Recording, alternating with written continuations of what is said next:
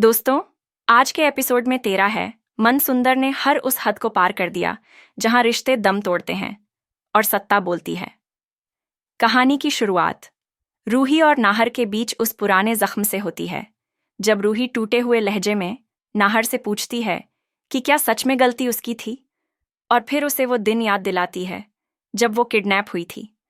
नाहर पागलों की तरह उसे ढूंढ रहा था, और जब नाहर बेहोशी की हालत में था तब रूही ही थी जो उसकी जान बचाकर उसे घर लेकर आई थी।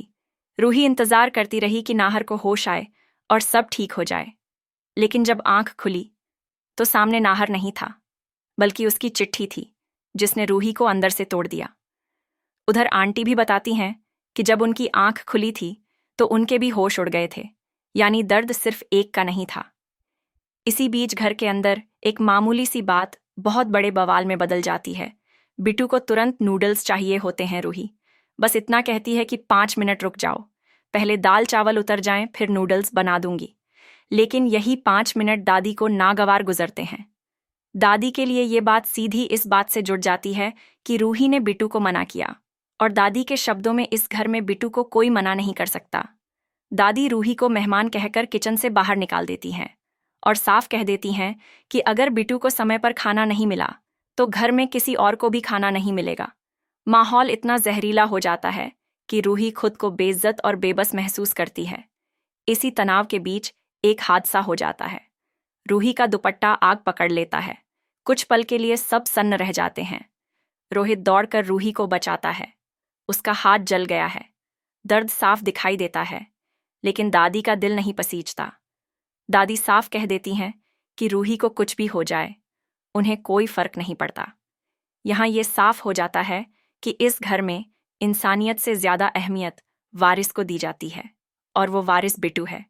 जब रूही चुप रहती है तब जूही अपनी बहन के लिए आगे आती है, और यहीं से घर में असली युद्ध शुरू होता है। जूही दादी के सामने खड़ी होकर सवाल उठाती है कि आखिर 5 मिनट रुकने में क्या बिगड़ जाता। दादी तुरंत बेटी और बेटे की तुलना पर उतर आती हैं और कह देती हैं कि बिट्टू इस घर का वारिस है, वही इस घर का भविष्य संभालेगा, समाज के अनुसार वही जिम्मेदारी उठाएगा।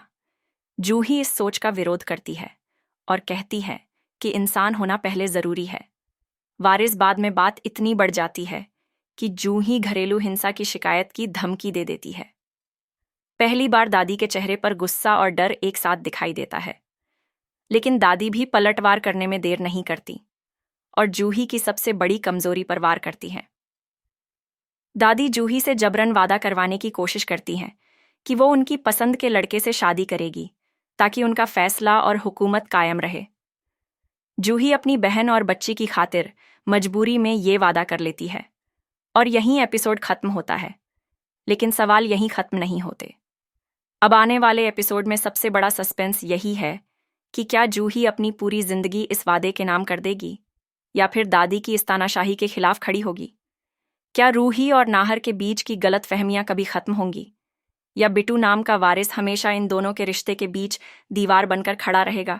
क्योंकि आने वाला ट्रैक सिर्फ इमोशनल नहीं, बल्कि इस शो का अब तक का सबसे जहरीला और धमाकेदार मोड़ साबित होने वाला है।